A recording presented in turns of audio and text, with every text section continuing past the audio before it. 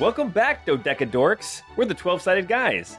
We have Matt playing Pine. Hi. Scott playing Rousse. That's me. Jordan playing Ebi. Salutations. Sabrina playing Nari. Calta is bull and gambling is an addiction. And me, Paul, playing Hookie from school. So if my mom asks, I am really, really sick.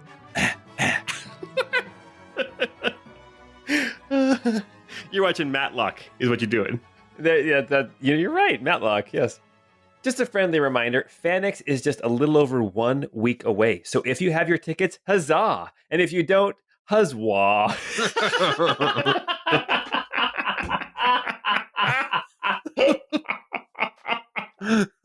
Oh, man. I got through it at least. Okay, that's the gold right there. Nothing else is as good as that one. Okay. But there's still time. We'll be there in Salt Lake City, September 22nd to the 24th, 2022, and we'll even have a get-together on Saturday afterwards. So come join us. It'll be great. Also, the usual stuff, like our Patreon at patreon.com/12sided guys for bonus episodes, a wiki and maps. Don't forget to leave us a 5-star rating and a glowing review on your favorite podcast apps. And of course, keep spreading the word. Are you still laughing about huzzwah? We love you all, and we feel so honored that you've chosen to spend your precious time listening to us. I mean, nobody knows how long we truly have in this life, and the fact that you've already spent over 100 hours of what little time you may have left with us, listening to our bad jokes about George Michael songs, sleeveless sweater vests, and creepily watching people while they sleep, well, it means a lot. So thank you. Anyway, if you ever tromped around Pangea and were disappointed with the lack of prehistoric ninjas, then this podcast is for you. It's the Crystal Codex, episode 79.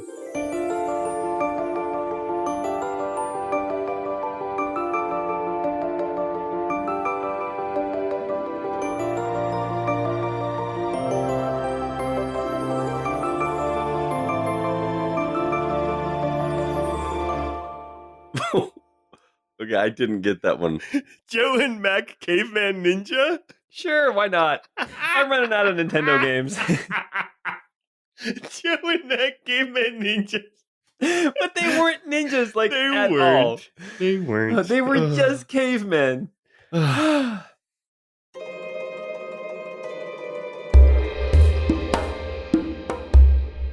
Welcome back to the 12-sided guys and to Calta in the city-states of Rocolia. Last time we were together, we had a crazy session full of drinking and gambling and all those things your mom told you shouldn't do when you get older. Pine, dressed to the nines as the very rich, I guess, Mr. Douglas, actually went to the horse races to throw around some money with his servants, June, aka Nari, as well as Rousse, and his deacon, Ebi, who he was calling 381. There were a lot of terrible rolls, and there were even more terrible horse names, but the plan worked. It was expensive, but it worked. After all was said and done, Nari and the boys managed to trade or gamble away Ebi and Rousse disguised as another deacon to the man Renato, the richest man in the city of Calta, who apparently owns somewhere between 4 and 10 deacons.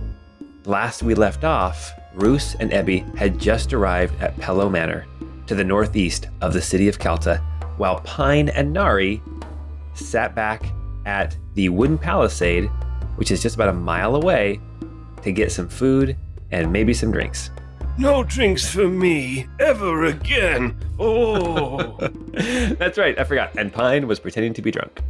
Very, very drunk. We'll start with Ebi and Rousse. Ebi and Rousse, you guys are getting down out of this wagon out in front of this manor house as Renato walks inside and leaves you out there with a servant who you had been informed his name is Azario, as well as a couple of guards. Azario motions to both of you and says, "Come, deacons." And he has you follow him into this large 2-story manor. The front double doors, they are probably mahogany, As you step into this manor, you can see that it is very well built. You can see that the tiling on the floor is new. The walls are all a dark wood and plaster. They're all clean. You see paintings hanging on the walls. You see richly carved doorways. So you enter into the manor on the west side, and as you enter in, you're in this long hallway. You can see that on the north there are 2 doors, and on the south side there are actually 3 doors, and then there's a staircase heading up straight ahead at the end of the hall. It also looks like the hall kind of turns and heads north as well. So there's a lot of rooms here, a lot of space in this manor. I want you guys to make either perception or investigation checks, or even insight checks as you guys enter into the manor. Ooh, okay. I'm gonna do an insight, or I'll do perception actually. Rousse rolled a 19 insight. Okay. And Ebi got an 18 on perception. So, Ebi, with your perception, as you start looking around this manor, you can tell that it is new, and you can tell that it's well made. The things in here are very expensive, like very expensive. And with your insight, Rousse, you can tell that this is all the makings of someone trying to show how rich they are. Does that make sense? Like, this is not a house built for comfort. This is a house built to show how wealthy Renato is. Yeah. Okay. It's unsinkable Molly Brown's house. Yeah. And Ebi, you can also tell with your perception that everything is very new. I think that the house was built within the last 3 or 4 years. Got it. Okay. Yeah, Ebi has the mindset of just trying to be very compliant. He wants to get into like wherever the rest of the deacons are stored as hopefully as soon as possible. Rousse is resisting the urge to just like bump into something expensive and break it. Azario walks in, he kind of walks down the hallway expecting you to follow, and then you can see that inside here there is actually a guard standing by one of the doors on the south side of this hallway, and Azario walks down the hallway, and then he kind of stops, turns around to the 2 of you, and he says, "Stay." And he kind of waits to make sure you guys are going to stay. And then he turns and at the end of the hallway, you can see that it turns to the north. He turns and heads north down this other hallway. And he actually goes into another door down that hallway and disappears from sight, leaving you alone in the hallway with 1 guard. And with your perception check and your insight check, you could tell this guard is bored, not really paying attention. Also, there is a 3rd deacon here with you. I forgot. The 3rd deacon, the deacon that actually Renato already owned, is standing there next to you. Okay. Rousse is really resisting the urge to like walk to something and break it on accident. But he's not. He's holding it back in.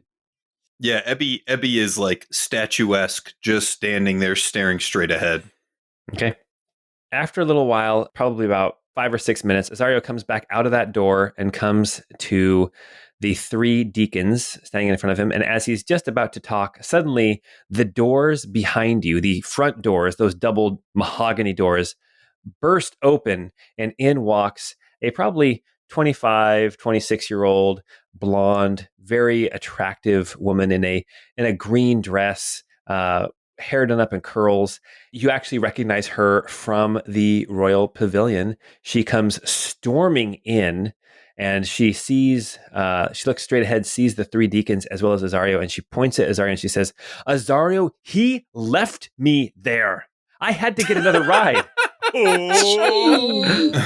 Oh, man. She comes storming in, and she brushes right past you, Ebi and Rousse, like right between you, and she starts pointing at Azario, like shaking her finger in his face, saying, "Why didn't you remind him that I was there?" And he's like, I'm sorry, my lady. I'm sorry. He won these 2 deacons. He was overcome. He just wanted to get them back here to the manor. I did mention that you were," and she's like, "I have heard enough of you covering for him." And then she slaps him across the face, and she turns back and heads into one of the doors on the south side of the hallway and slams it behind her. Telepathically, Rousse will say to Ebi, "I don't think she shares a room with I almost said Rosario, but that's not his name. Risotto. Renato. Oh, yeah. I don't think the lady of the house sleeps with the master of the house. Is that the lady? I thought they said it was a queen. There were 2 women in the royal pavilion. Oh. Well, 2 fancy dressed women. That's Risotto's wife. Renato. Renato's wife.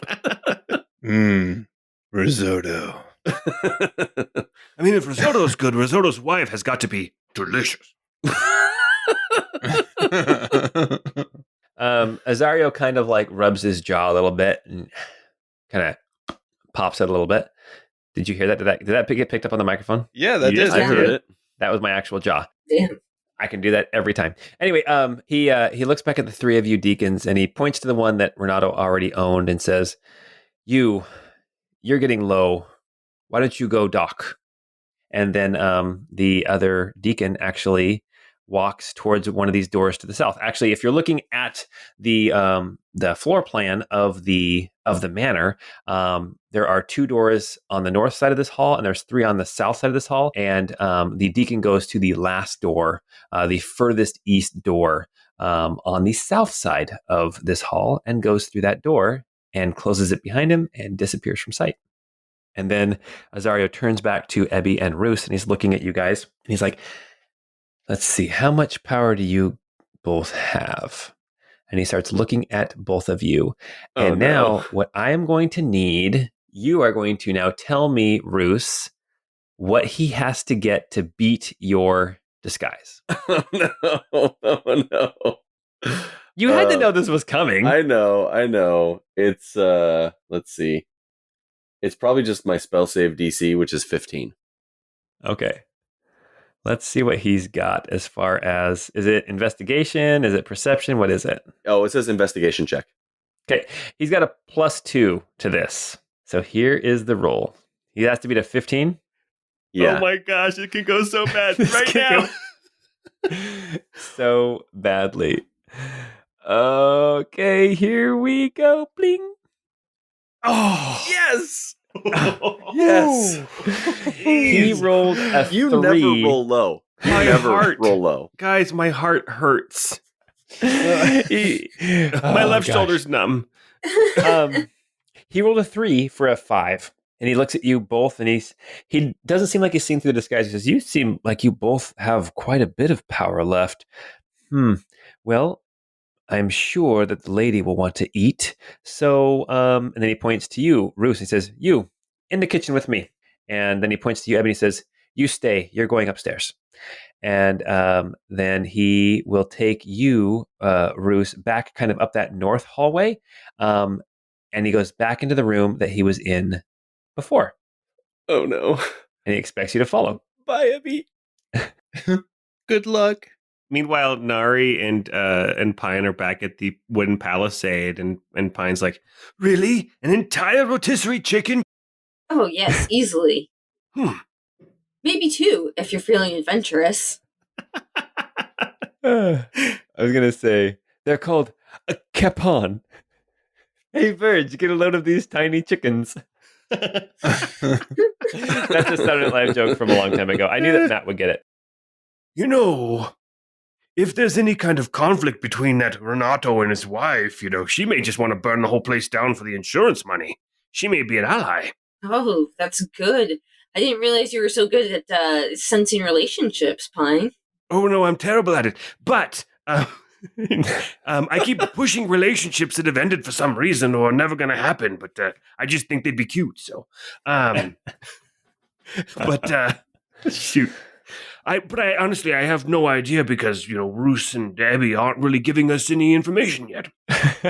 Well, I think that we should try to covertly sneak out and see if we can't follow them out to the manor. All right, yeah, I'll probably want to change out of this. I mean, it's this.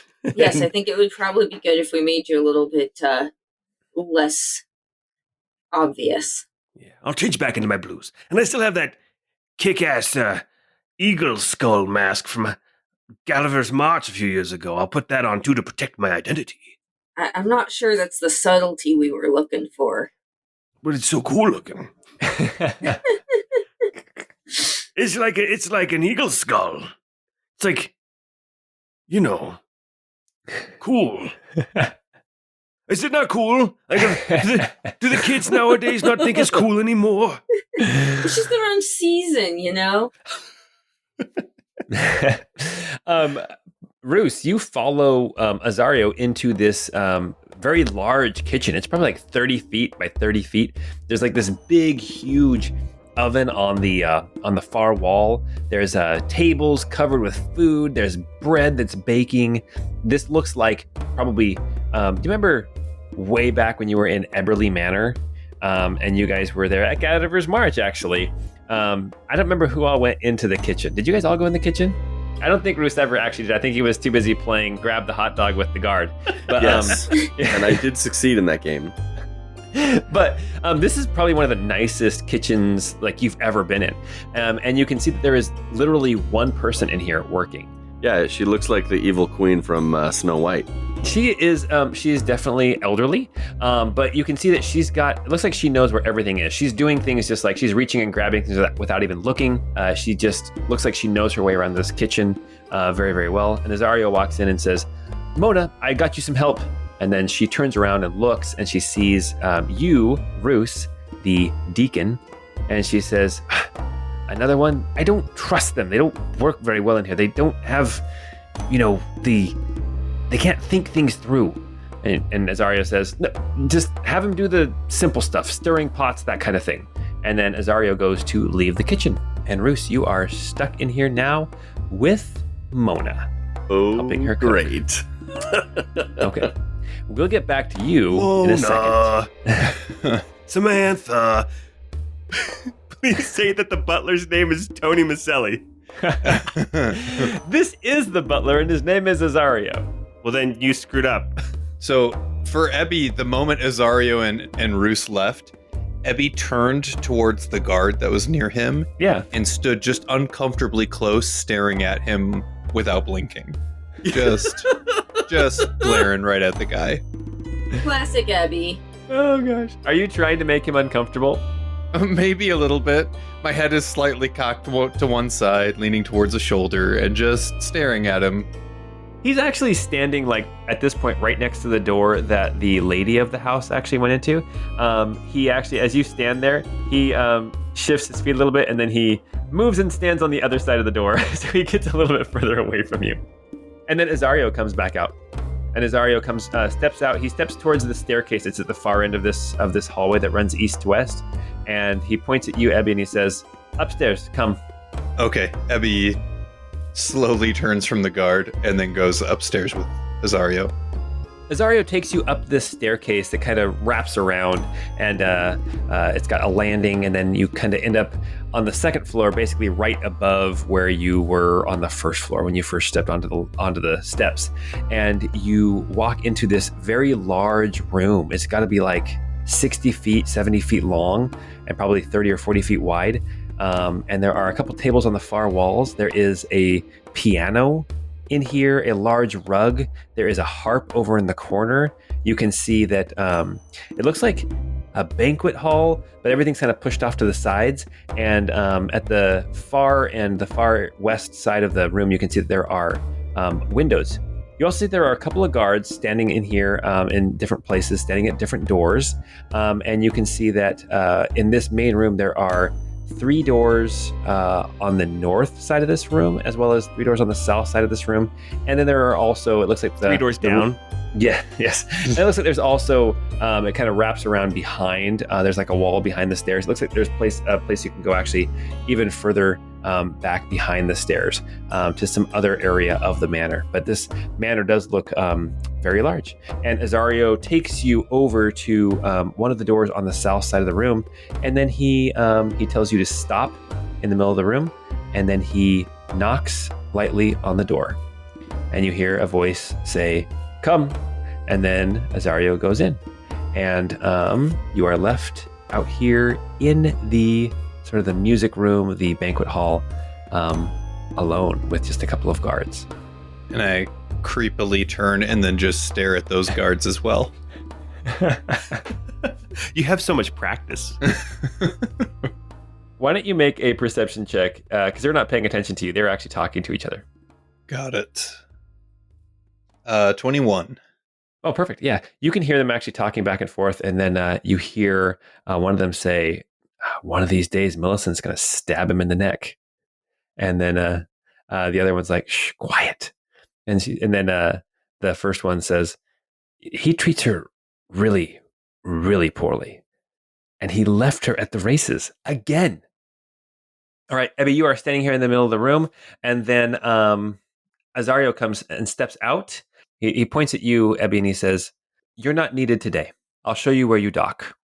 And then he goes back downstairs. Okay, I'll follow him. Rousse, you are in the kitchen. Mona is going to have you do some menial tasks, just like stirring or kneading bread or whatever the case may be. Okay. Pouring soup into bowls, that kind of thing. So we are going to do 2 checks. One, we are going to do a sleight of hand check to see how well you do all these tasks. The second check we're going to do is actually Mona's check to see if she sees through your disguise. Okay.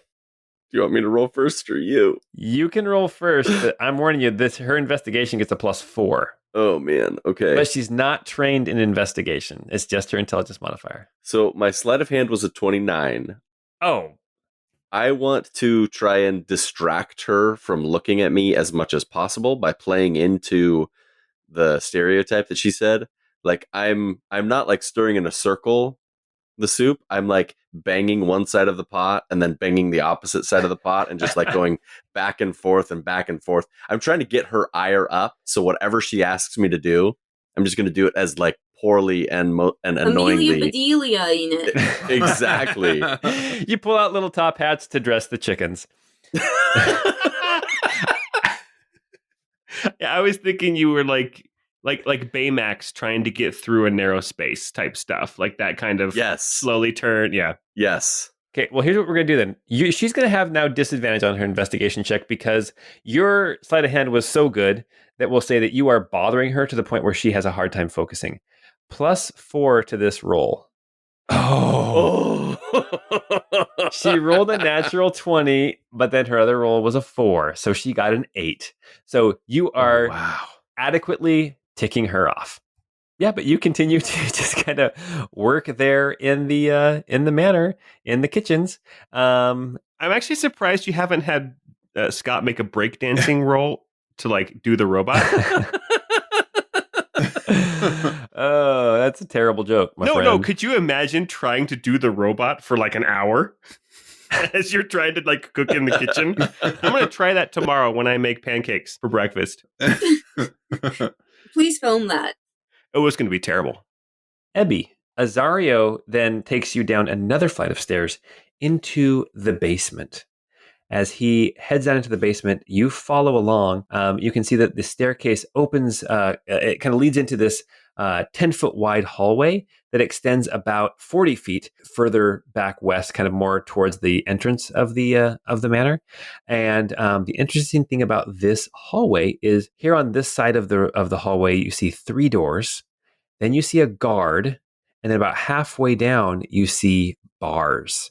There is a gate that separates the west half of the basement from the east half of the basement. And you are right now in the east half of the basement. On the other side of the gate, you see that large, strong woman guard that you had seen earlier. She has short hair. She's got a great sword that's kind of leaning up against the wall.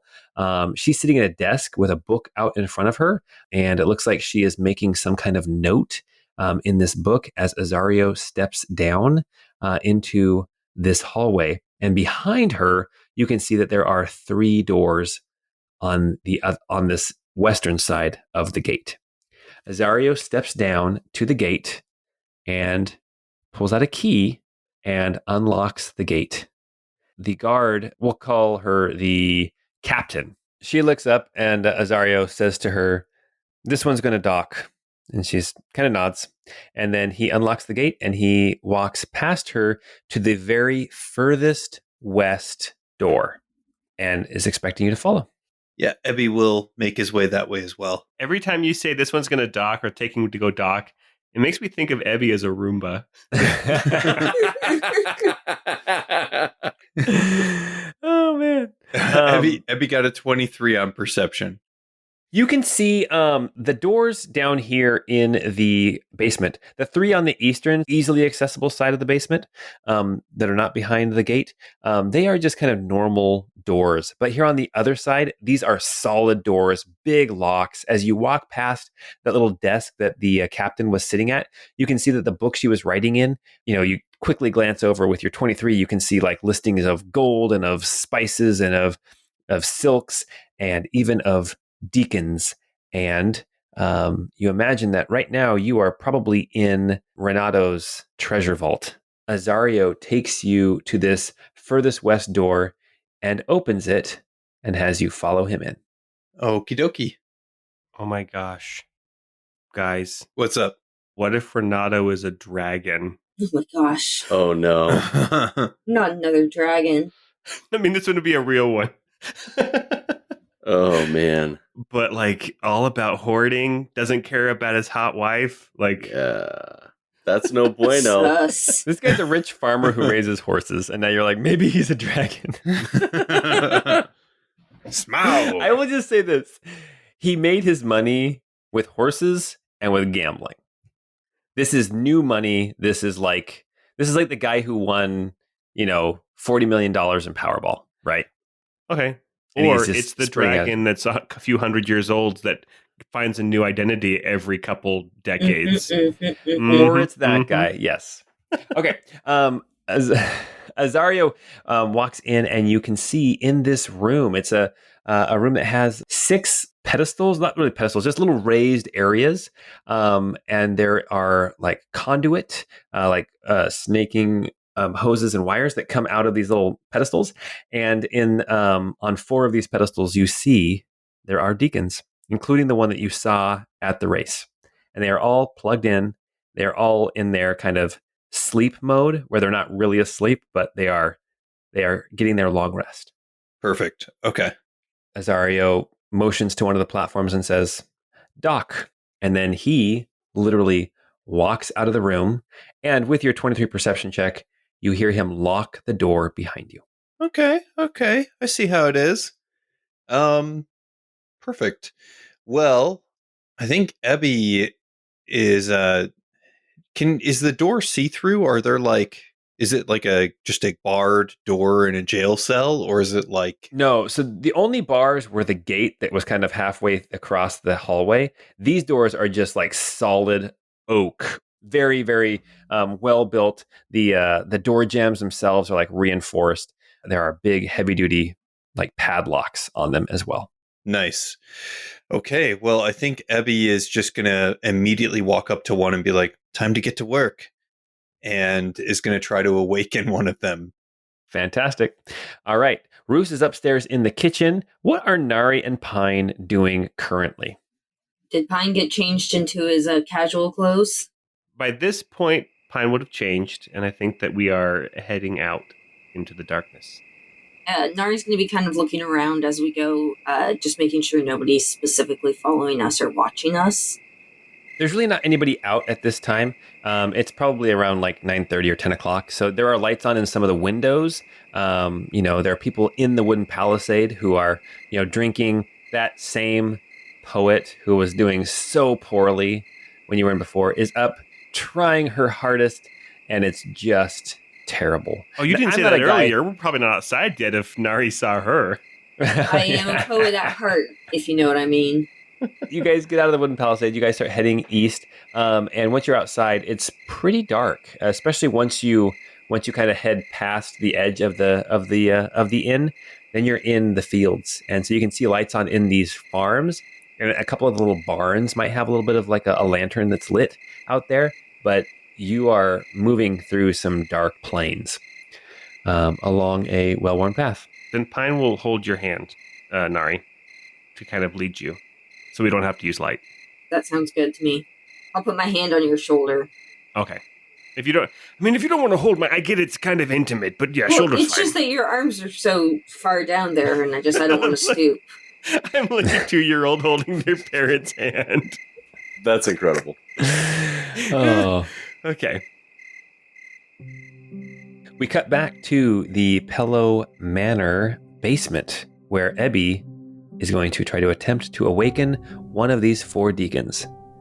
Let's see what you roll. Okie dokie. Let's do this. Awesome. I got a nat 20 for a 30. Oh my gosh.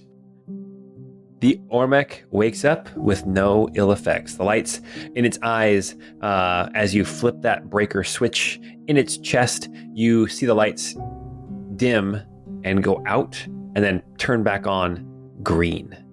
Awesome. Ebi will kind of do a quick intro. I imagine he has some sort of like rehearsed thing that he will say in these situations, like, salutations. I haven't the time to explain in depth, but just know that you are, for the moment, safe, and I am working to try to get you to someplace even safer. Many of our brothers and sisters we have already awoken, and we will call on them for aid. However, for the last many years, our kind have been enslaved, and you, likewise, have also been enslaved by these people. You're awake now, but there may yet be work to do. He just starts screaming. Ebi turns around and tries to awaken the next one, too. Okay. 22. The Ormech awakens and you are exhausted. 1 level. Ooh, okay.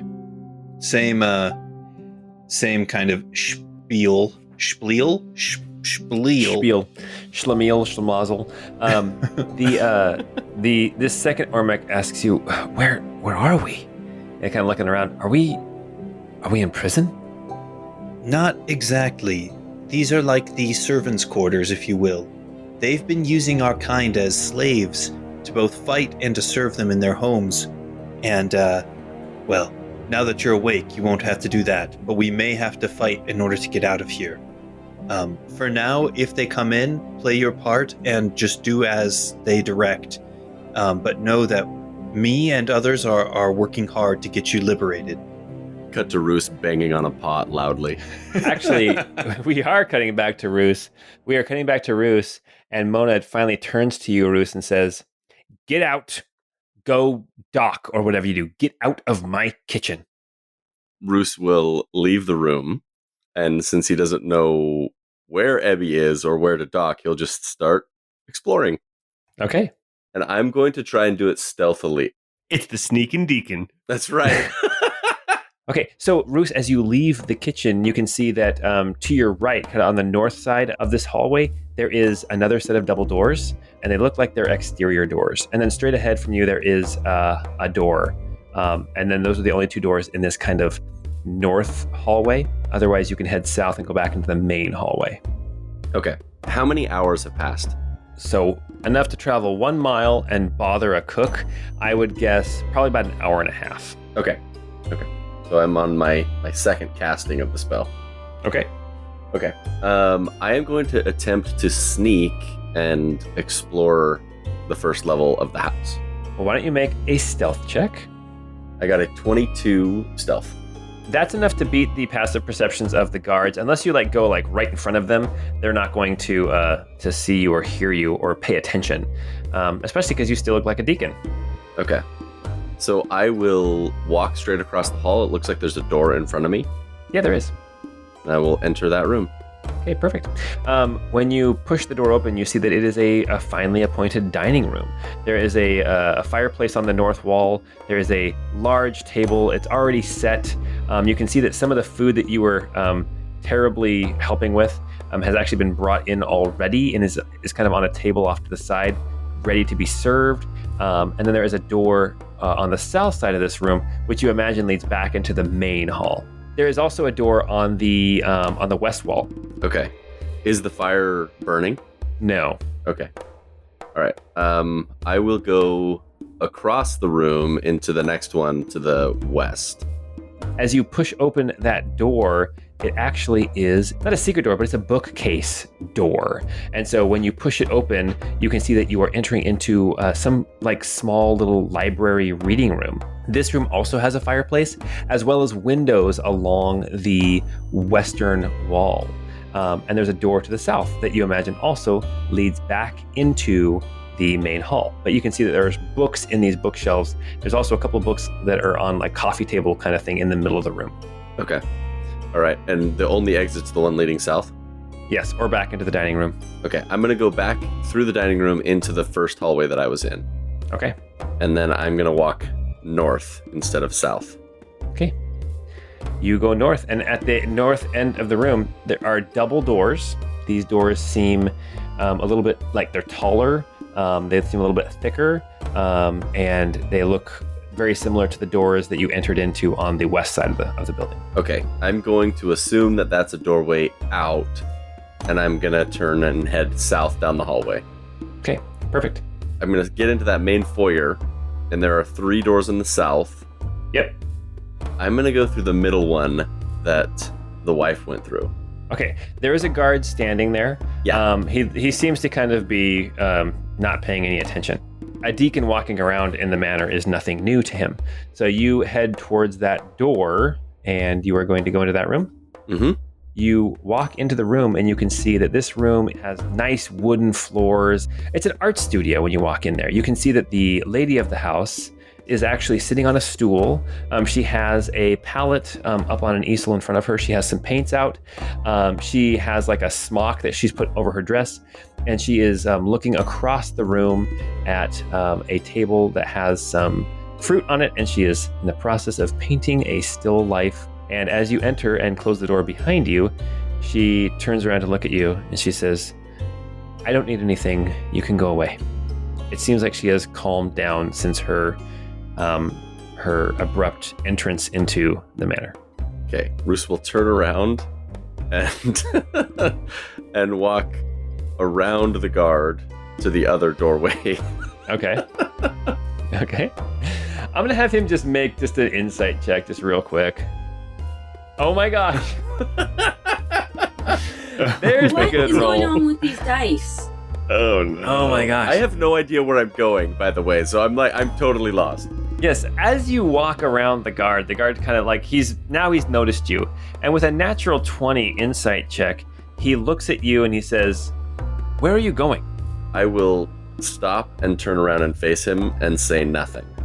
What's your command? Return to dock. Make a performance or deception check. I'm not good at those things. I rolled a 19, so I got a 23 deception. Oh my gosh. Oh, nice. Okay, well, that's enough to beat his natural 20 insight. Because his natural 20 insight, I think, gives him a 20. He says, "That's not where the dock is. Downstairs." And he goes, "Oh, you're new. Okay, let me show you. Follow me." Before you get a chance to explore that last room, he'll take you to now the third door on the south wall, the same door that Ebi went through. Because I didn't see which door he went through, so I genuinely didn't know where to go. When Ebi came back downstairs, you were in the kitchen, so you wouldn't have seen anyway. But Ebi came down the stairs, and then he went through that third door, that furthest east door on the south wall, into a small hallway, and then there is a staircase that goes down into the basement. And so now you, Rousse, are taken down into the basement as you follow this guard. You see the same thing that I already described to Ebi. You see 3 doors on this east side that are more normal. You see an iron gate with a guard standing in front of it. On the other side of the gate, you see this little desk with the captain of the guards, as well as 3 much more sturdy and padlocked doors on that side of the gate. The guard comes down, he walks up to this gate, and he calls out to the captain, and he says, "Stavrula, I don't have a key, but this one needs to dock." And then the captain stands up, kind of stretches a little bit, pulls a key off of her belt and unlocks the gate and motions for you to come on in. I will proceed in and stop at her side. And she says, "Come with me." And she takes you to the last door on the western wall. Okay. Now, You are right there. Ebi, you were going to try to awaken another deacon right now. Uh-huh. Okay. Why don't you go ahead and make that roll? Okay, here we go. 25. Oh, that's exactly what you need to have no more ill effects. A third deacon wakes up, and as you are about to go into your spiel about what's going on, I need you to make a perception check. Oh, you dog. 24. You hear a little rattle in the keyhole of the door before you can open your mouth. Okay, I don't say anything, but I hold up my hand to my mouth as though like I'm doing a quiet gesture, and then I kind of point with my thumb towards the door. Okay. If I can I move quickly and just try to get on one of the pedestals? You can. Yes, you can. The other deacons, here's the deal though. I'm going to have to make a check for these other deacons because they really don't know what's going on. Sure. So there are 3 that are awake. Oh no! 2 of them pick up on what's going on, and the third one is like, wait, what? I don't understand. As the door opens, Ebi, you are staying on a pedestal. At least all of the deacons are in the right place. As Stavrula, the captain of the guard, steps in, followed by Rousse. And Stavrula hears a deacon saying, I don't understand. And Pine and Nari are out in the grass on this well-worn path as they approach Pellow Manor. It's a beautiful night. No, as you guys approach, you guys can see the front of the manor. You can see all the windows. You can see the well-crafted, architecture. You can see the double doors. You can see a couple of guards standing out front. And you have not received any messages from your allies on the inside. Pine will say through Squire, we're in position. What's the best way to enter? I think It's sure not as a deacon because they put you in prison. Cut back to the basement. Stavrula walks up to the deacon who was talking. Ebi, you being an Ormech, you know that your face can't make like expressions like an organic face can, but you can read this Ormech's body language, and this poor Ormech has no clue what is going on as Stavrula steps up, and she is going to make an insight check. Oh, gosh. All right, she rolled a natural 18. Why are you doing this to us? I did not make you guys go down here. It might be about time for Rousse to stab Rula. Oh, wah, wah, wah.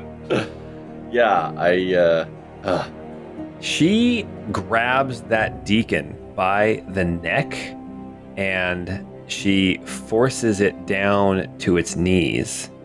And she says, what is going on in here? And her right hand grabs at her sword on her back. And we are going to roll initiative.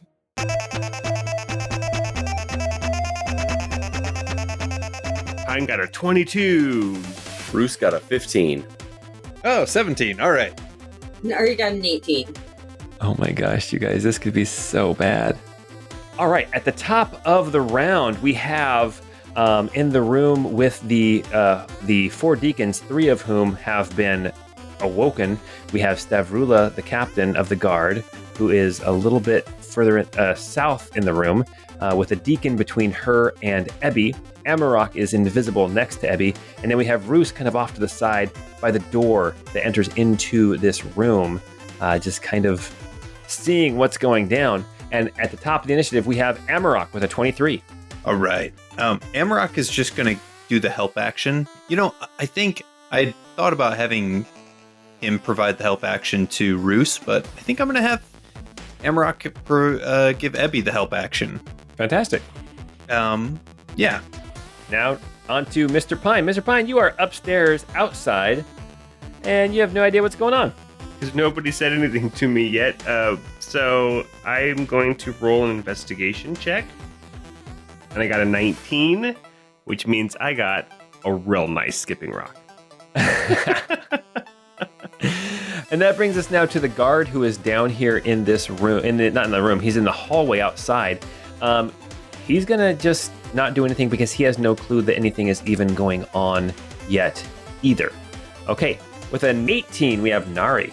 You are also upstairs watching Mr. Pine grab a skipping rock off the ground. And with your passive perception, you can tell it's a pretty good one. Nice rock, man. Oh, that rock rocks, right? That's what I always say. Gosh. Yeah, rocks rock hard, but I rock harder. Oh my gosh. While he's looking for rocks, I wouldn't mind just kind of scanning the building just to see if there's any spots that are not super well guarded that we could get in. Yeah, why don't you go ahead and make an investigation check? That'll be your action. All right, I rolled an 18 or an 18. As you start scanning the manor, you can see that the front there are two guards standing out in front of this massive double doors that lead into the manor. And as you kind of you're not going completely around the building at this point, but you can see as you head to the south, it looks like there's a smaller entrance into the manor on the south side of the manor, maybe a servant's entrance or something. And there is nobody guarding out there. You don't know if it's locked or not, but at least it's not protected like the front door is. After Pine finds his rock, I'll just kind of mention that to him. I'll be like, it looks like there's an entrance over here that's not guarded. And now we have Ebi. Ebi, there is a deacon who is literally being throttled between you and Stavrula, the captain of the guard. What are you going to do?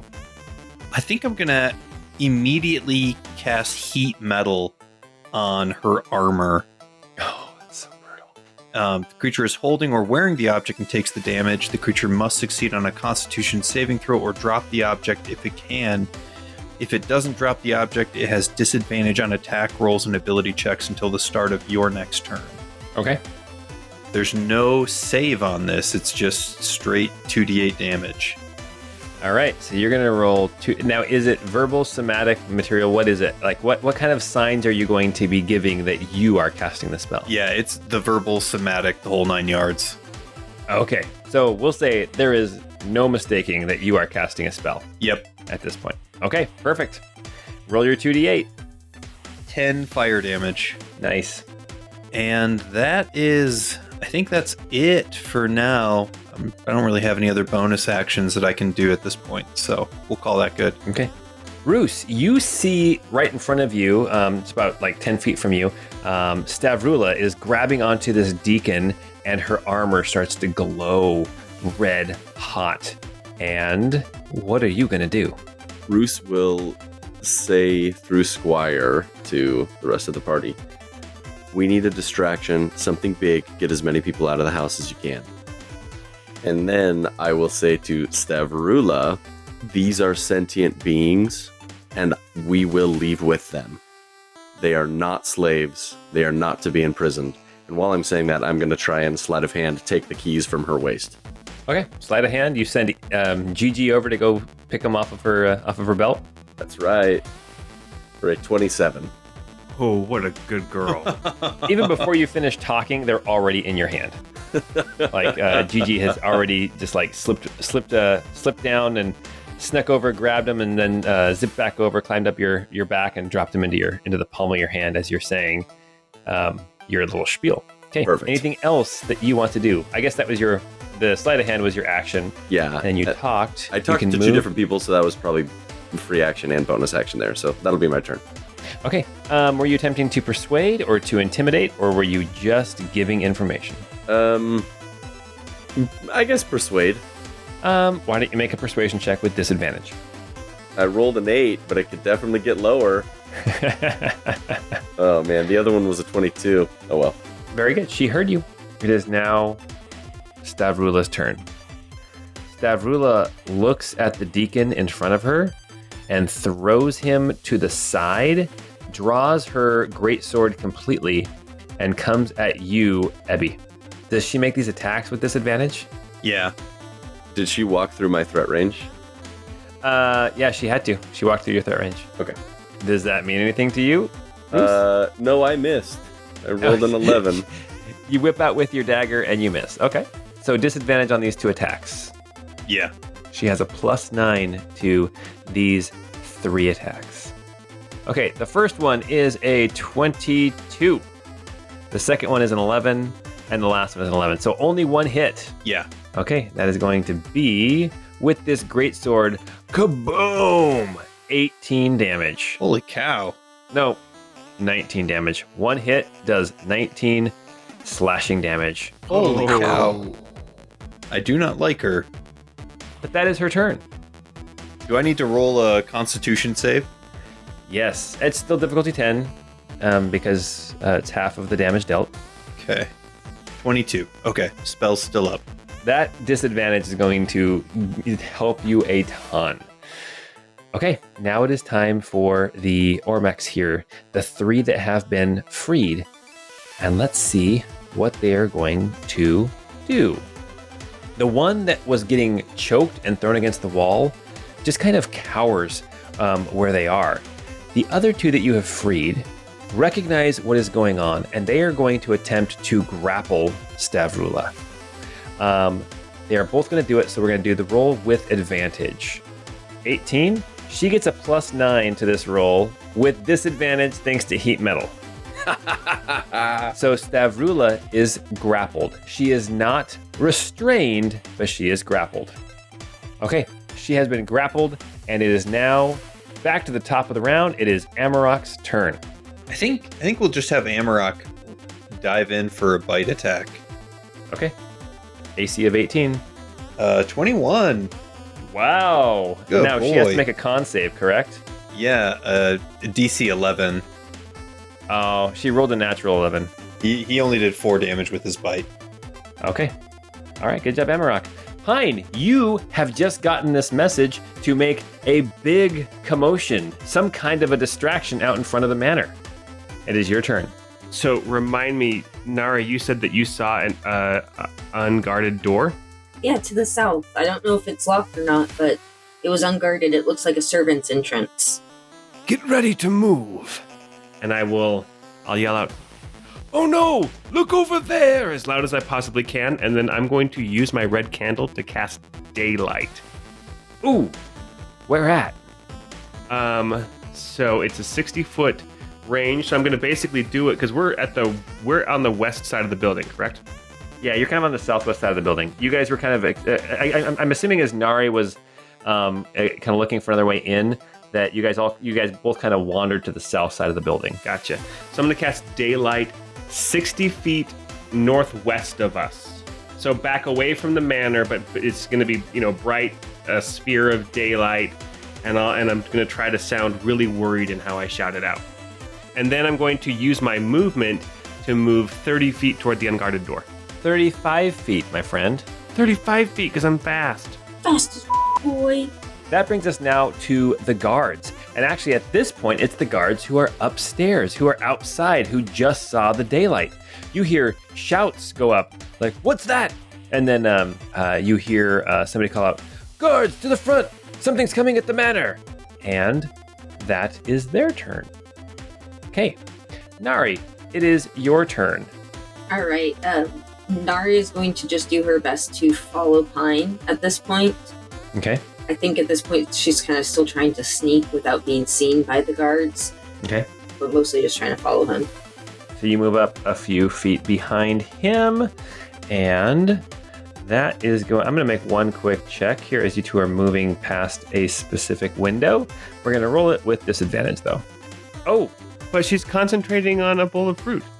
Yes, but she rolled a natural 20 and a 16 on her perception, and she just heard guards calling out that there was something approaching the manor, so she's going to be looking around. And she looks out the window, and Nari, I'll say that you just happen to be looking in the window at the same time, and you lock eyes with the lady of the house. I'm just going to put my finger up to my lips really quick and say, shh. Okay, she's got to be put in the turn order now. Oh, her turn is coming up too. Oh my gosh, this is crazy. You guys, what are you doing? What are you doing, Paul? What do you mean, what am I Yeah, doing? we had I'm a playing the really game. good plan. I am literally just reacting to the things that you are doing.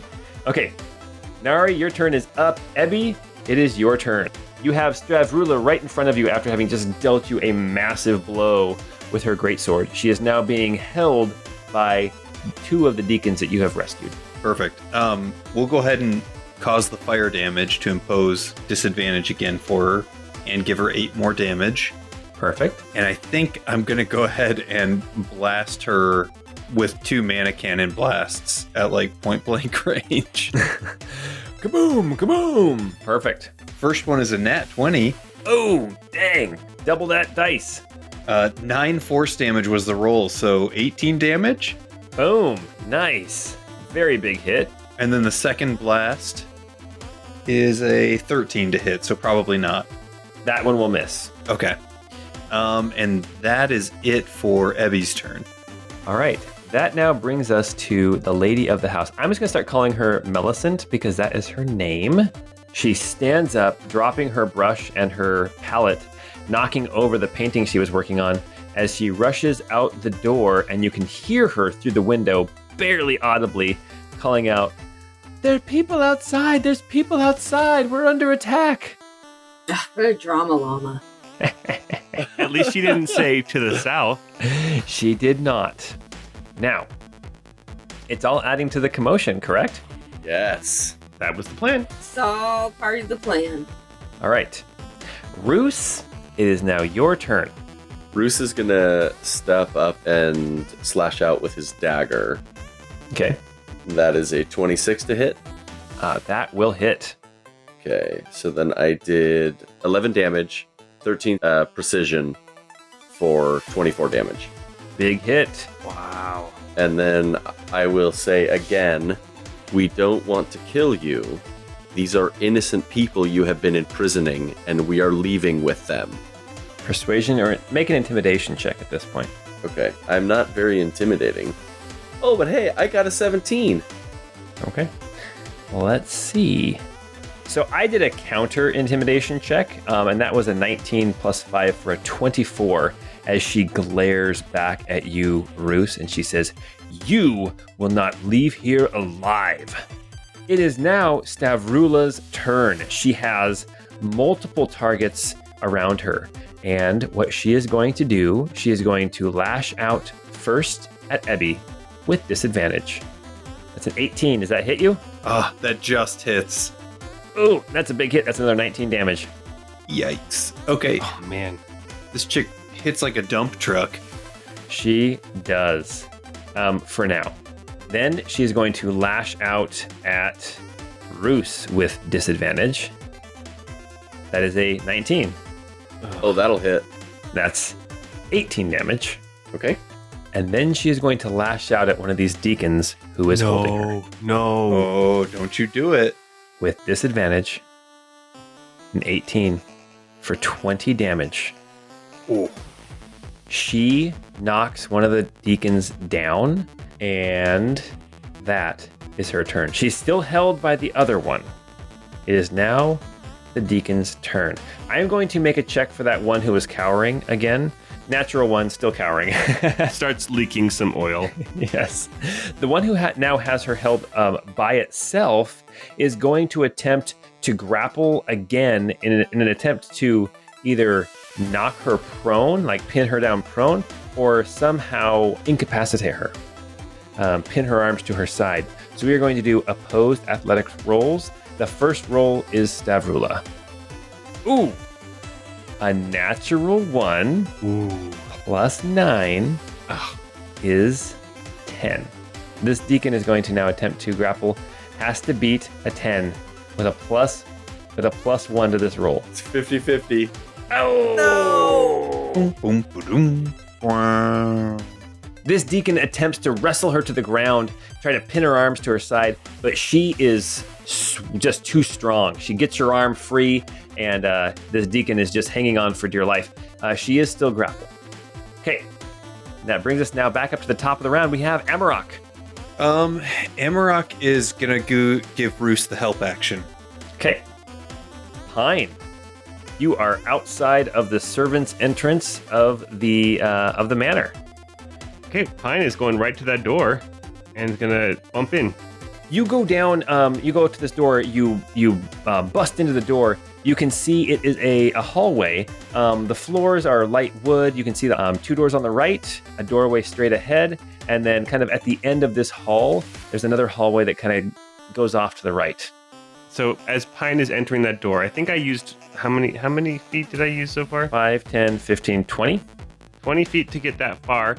As Pine is moving, he'll say, "The guards have pulled to the outside. Where are you? Do you need our help?" And I will move the additional 15 feet into this hallway. Okay. Are you moving silently, or are you going to do dash actions as well, or what? Let's say that I'm using my dash so that I can move my full speed, and I'll attempt to be stealthy. Okay, got it.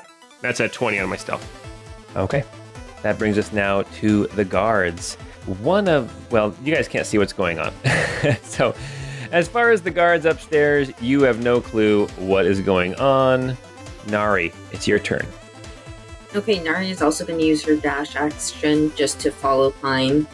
And again, we'll basically just be following his lead, kind of trying to sneak, but mostly just trying to keep up with him as well.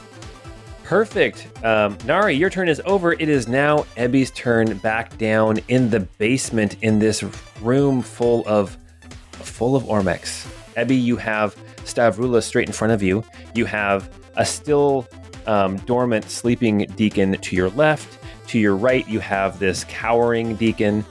Behind Stavrula, you have one grabbing onto her, and you have one who has been knocked down with Stavrula's greatsword. Like, not just knocked down, like hit really, really hard. And Ebi, at this point, unless you want to take some time to figure things out, you don't know if the deacon is dead or alive. Yeah, I'm assuming that it's like a near fatal blow. So I mean, Ebi is pretty determined to try to keep that Ormech alive. One thing I need to do, I did take, what was it, 18 damage or 19 damage last time? I probably need to do another Constitution save, don't I? Yeah, you probably do. Please be decent. Only a 5, so my heat metal had dropped. Okay. So we've got to keep that up though, so I'm going to cast that. But this time I'm going to cast it at a 3rd level. Oh, actually no. I'm going to cast it on her sword this time instead of her armor, which I know then she won't be taking damage constantly, but that would at least force her to drop that. So she takes 12 fire damage. Okay. She is now bloodied. Nice. And then as a bonus action, I will use my Verdant Light ability and try to heal that downed Ormech with 1d6 healing. Okay. Just to see if it even does anything. It'd be 4 points of healing. I think you get the impression that something worked. That Verdant Light was not wasted. Good. Okay, good. And then Stavrula has to make a Constitution save to hold on to her sword, correct? Yeah, that's right.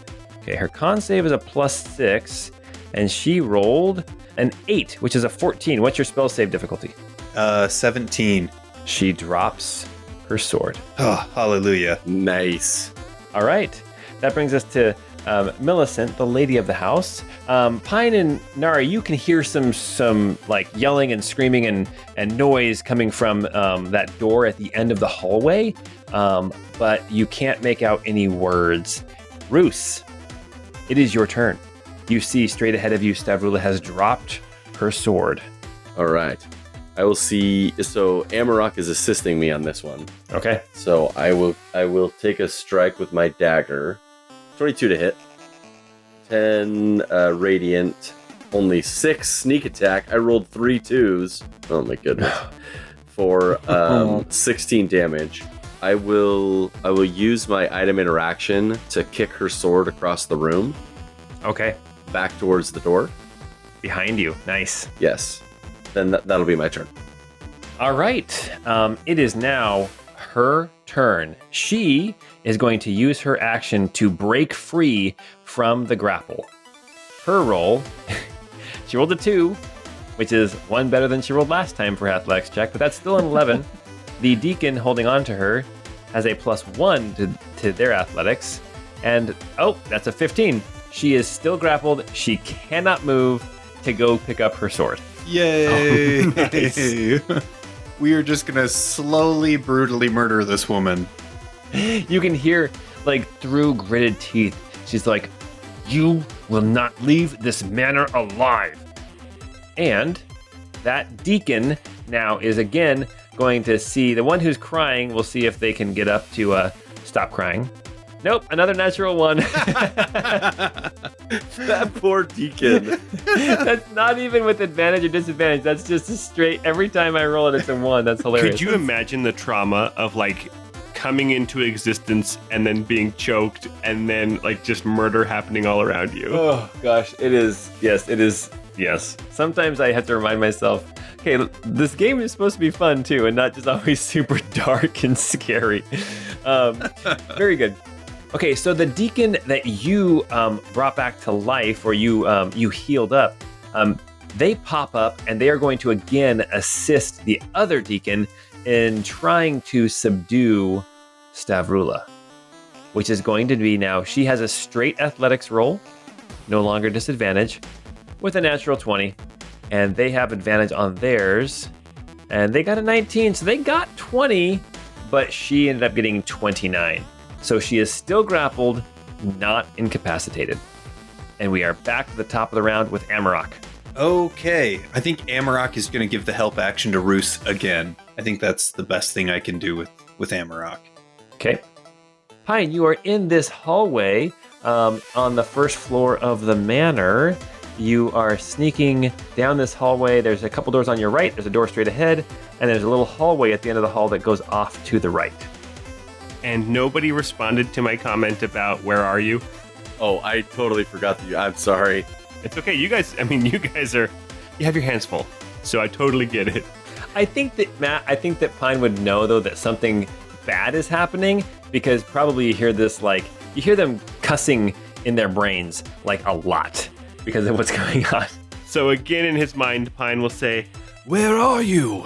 And because he hears people also kind of milling about in the house, he's going to put on his eagle mask regardless. Okay? Disguise his face a little bit. Bound and determined. I love it. It's great. And he's going to basically move up the hall just a little bit and look like the next door on the right, and he's going to duck in there. Okay. You move in, you open up that door and you move in, and you find a small, it's big for a servant's chamber. This whole house is kind of built on a scale just to kind of show off how rich and powerful Renato is. But when you step in, you can tell the bed is, the blankets are scratchy. The chest that, house clothes in it is not very well made. There's a window on the back wall, but this is definitely like a servant's room. So there's actually a window to the outside on this back wall. Yes, on the wall, there's a window looking to the east. How big is the window? It's, if you busted out through it, you could get through it, yeah. Okay. All right. So I'm going to move down to the side of the door, and assuming Nari's going to follow me, and I'm going to wait to hear if anybody passes. And I'll say, we're hiding in a servant's room upstairs on the first floor. Also, I'll ready an attack in case anybody aggressive that's not Nari, because she's always aggressive, comes through that door. Oh, fantastic. And aloof. Yes, and aloof. Aggressive and aloof. We are on to the guard's turn. Pine, now that you're in that room, you can't hear as much because now you have two doors between you and the guards. Nari, you can still hear commotion, and you actually, as you are standing where you're at, you see a door open at the end of the hall, and a guard steps in and points a spear at you, Nari, and says, "What are you doing in here?" And with a spear, he is going to stab at you, Nari, with a spear. One attack. Come at me, bro. He rolled a 13 to hit you with a spear. That does not hit me. Okay. Well, Nari, now it is your turn. All right, Nari is going to try to take this guy out immediately before he can shout for help. So she's going to come and swing in. Oh my gosh, with a 13 to hit. That will not hit. This guy has like a chain shirt, but he also has a shield. Heck, okay, she's going to go in again. Oh, that's better. With a 25 to hit. That will hit. And then that's going to do 8 damage. Okay. And then she is going to have him make the saving throw. To grovel. Yeah. Okay. You clobber this guy for 8. And then as he kind of is reeling back and getting ready to stab at you, you see his eyes glaze over a little bit. And on his next turn, he will bow down and let you chop his head off. Which, to be fair, you almost did already. All right. Back downstairs, Ebi. All right. You are in this room with Stavrula still, and you have deacons are all alive. Stavrula has no weapon in her hand. What are you going to do? Thank goodness she doesn't have a weapon in her hand. I will, first of all, I want to respond to Pine and just kind of shout out mentally, at least, say, down the stairs, we're in the basement. We're trying to fight our way out. I would have seen the hallway he was in, right? Yes, you would have. You actually went past that way. So I could say, like, just down the hall where you are and on your right-hand side or something, right? Yeah, I'd say that's totally doable, yes. Okay, cool. All right, now, as it relates to Stavrula, let's go ahead and do some attacks with the mana cannon for my action. 22 to hit. That'll hit. 10 force damage. Okay. And then the second attack, a 23 to hit. Yeah. 3 force damage. And then as a bonus action, I'm going to cast a level 2 Erdos's Word on myself. Okay. Because I am a little low on hit points to heal myself for 9.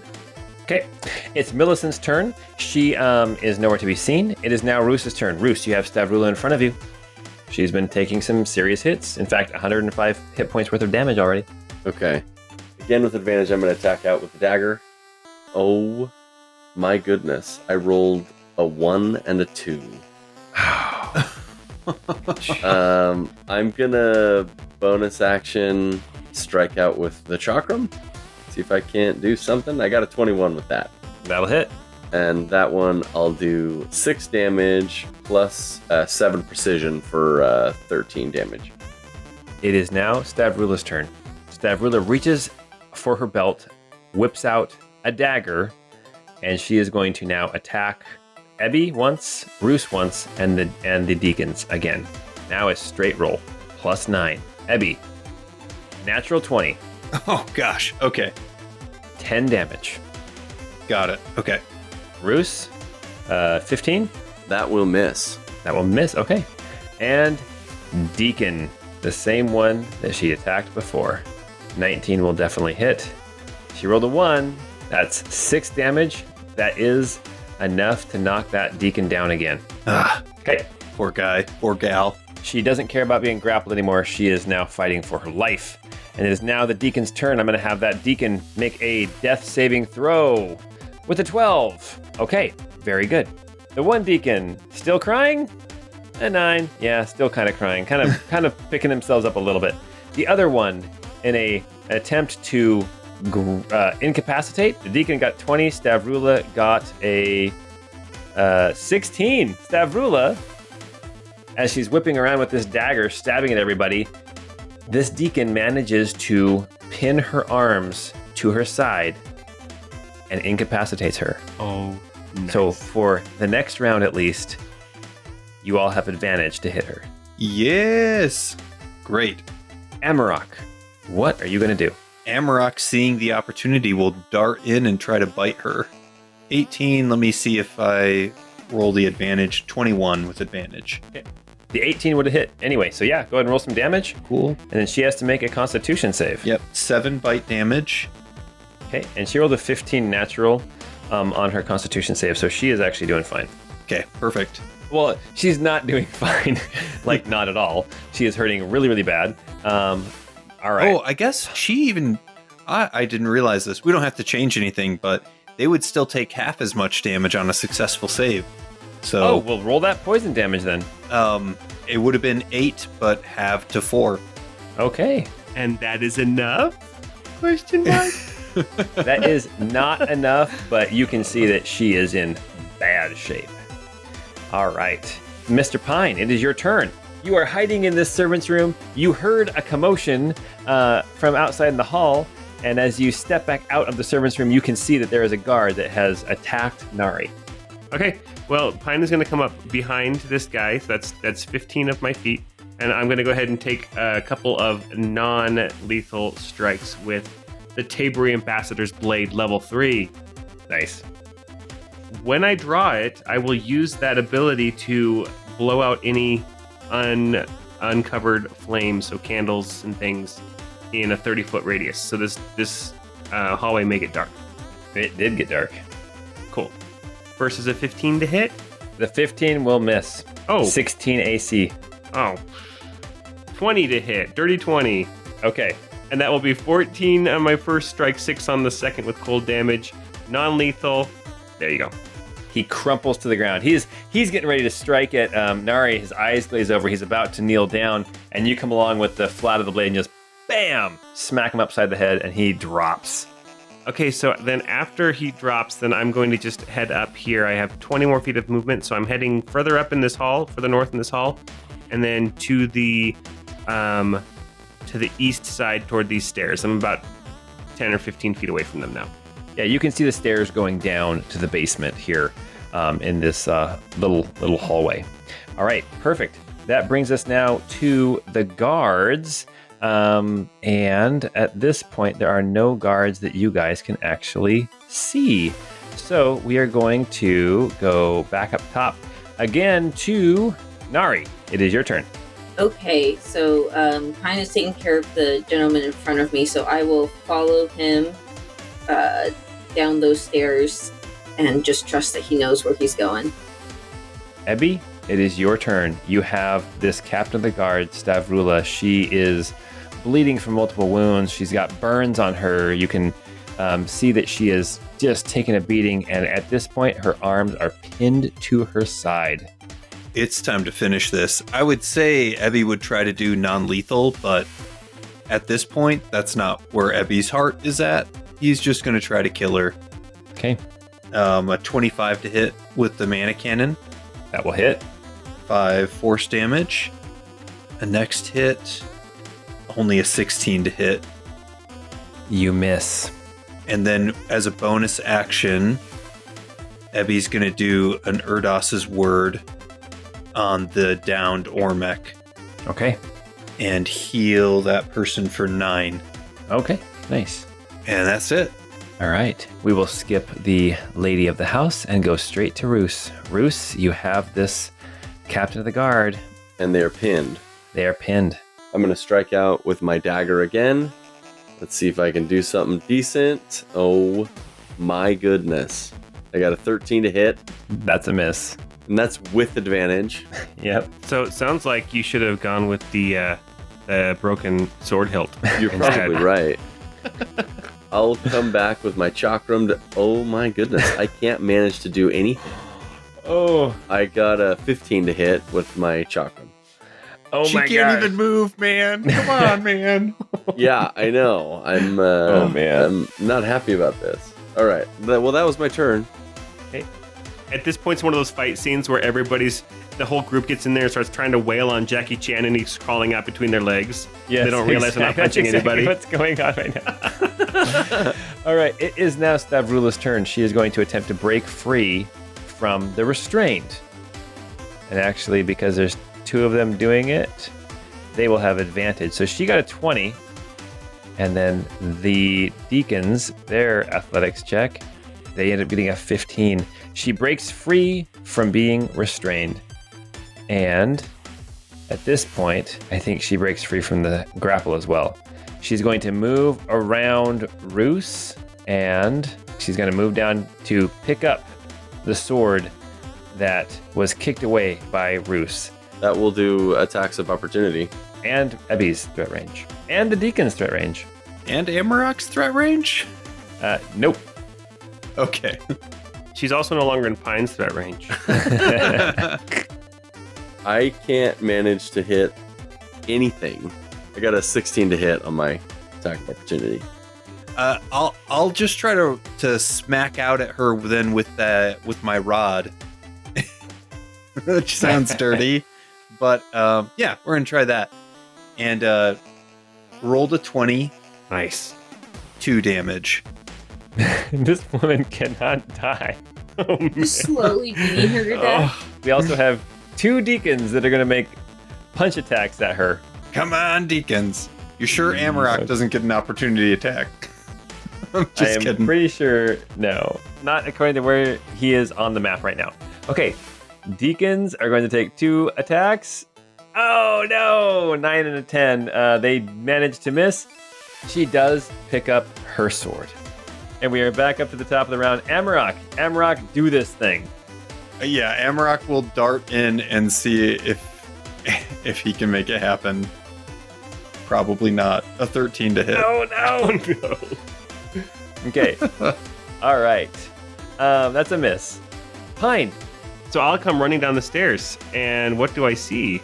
As you come running down the stairs and get into the hallway, you can see, as I described before, this hallway running east to west. You're on kind of the eastern edge. There's a metal gate that separates the east side from the west side, and there is actually a guard there who is like trying to open the gate by shaking it because he can hear that something terrible is happening at the far end of the room, where you know a couple of deacons and a couple of your friends are clobbering a woman. Okay.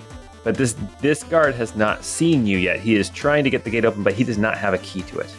Pine will just come up and make 2 attacks against this guy. Nice. Non-lethal. AC 16? That's a crit. Unless you roll terribly, I don't think there's any way this guy is still standing. That's an 18, and oh geez, my cold damage is really bad, but that's an 18 and then an additional 3. So 21. This guy crumples. Like you hit him in the back of the head with your sword, and his head hits the bars in front of him, and he gets the double concussion type thing. Okay. I'll move up to the gate, see if I can't figure out a way to open it as well, but that was my turn. And that brings us now to Nari. Nari, are you still gonna follow Pine? Yeah, hell yeah. I'm gonna rush in, see that Pine took care of that guy, and can I tell where everybody else is? You can hear the commotion and the fighting happening at the far west end of the hallway. Okay, I can go. I think I can only probably go to about here, so. Okay. Oh, actually, and here, these are bars. This is a gate Oh. that you can't actually get through. It's locked. In fact, the guard was standing there trying to shake it free, trying to knock it loose. But it looks like it's pretty well built. Is it, so it is locked though, too? Yes, it is locked. Okay. It is locked. Basically, the other side of this gate is the treasure trove of the richest man in town. Heck, we need Gigi. I guess while I'm here, I'll try to take a whack at it just for funsies. Sure. Make it grovel. So that was an 11 to hit. I think that hits. Why don't you just roll some damage? Okay. And that was 15 damage. Okay. Your axe bounces off. It feels like this is a pretty sturdy gate, but you can see a little bit of like a scrape on some of the bars. Okay. I don't think we're going to get in this way, at least not through brute force. Well, then we will jump back into the room at the far end of the hall, and Ebi. Okay. Ebi's gonna go ahead and just do heat metal one more time. And so Okay. Ebi's gonna kind of step forward and look at her and say, "You will burn." And he'll go ahead and do 14 fire damage. And what happens to Stavrula? Her armor again starts to just glow this bright cherry red, and I imagine she just collapses on the floor screaming as flames start to kind of shoot up around the armor around her, like around her neck. With that, we are going to exit initiative and cue victory music.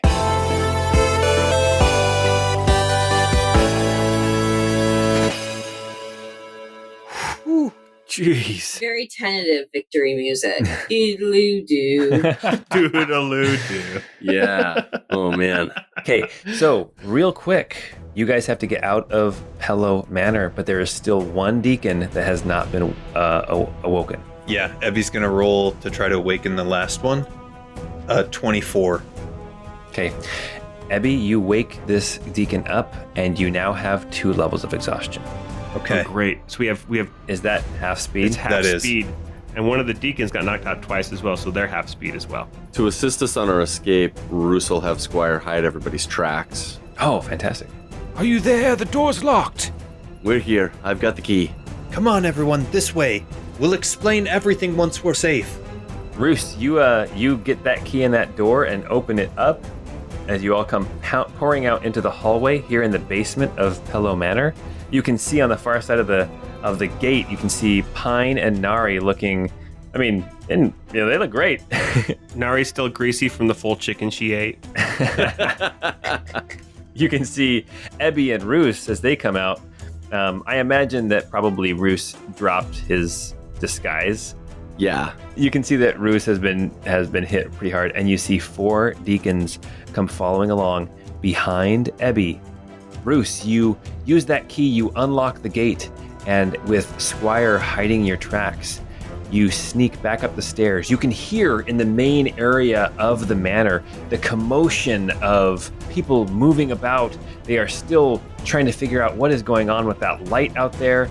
The lady of the house mentioned that there were people outside, but the guards have gone out and they've looked and they can't see anything. And with Squire hiding your tracks, you managed to get upstairs, back out the servants' entrance. Real quickly, to try to ensure that nobody follows us and that they remain distracted, Ebi's going to leave a little gift. He's going to summon Dardriel's eye as we leave and just try to set fire to the mansion. Oh, jeez. Okay. One more thing, too. Pine would remind Ebi, Remember, you were going to send Amarok ahead to summon the illegal to pick us up. Oh, yes, of course. Amarok, go as fast as you can.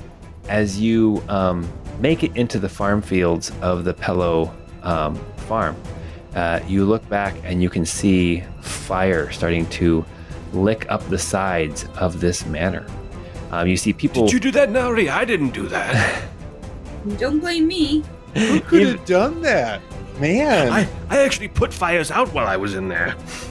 Even at this distance, you can see people starting to pour out of the manor. You manage to sneak away into these fields, into the grass, and eventually make your way away from the farms and over to the waiting Allele Eagle and its deacon occupants, as well as Sydney, the former researcher of the Almerian Empire and now tentative ally, as you and these 4 rescued Ormechs make your way aboard the ship and to safety here in the middle of the night. We are going to stop there for tonight. oh my gosh. That was so tense, Paul. You guys. Yeah, that was pretty intense. I felt so powerless most of the time. Here, I'm going to do something real quick. Matt, do you see that? Oh, what? Oh, jeez. I just showed Matt one of the rooms that they did not go in here in the basement, and it is full of gold, just like full of gold. Holy cow. Oh, It supports man. my theory that this guy's a dragon.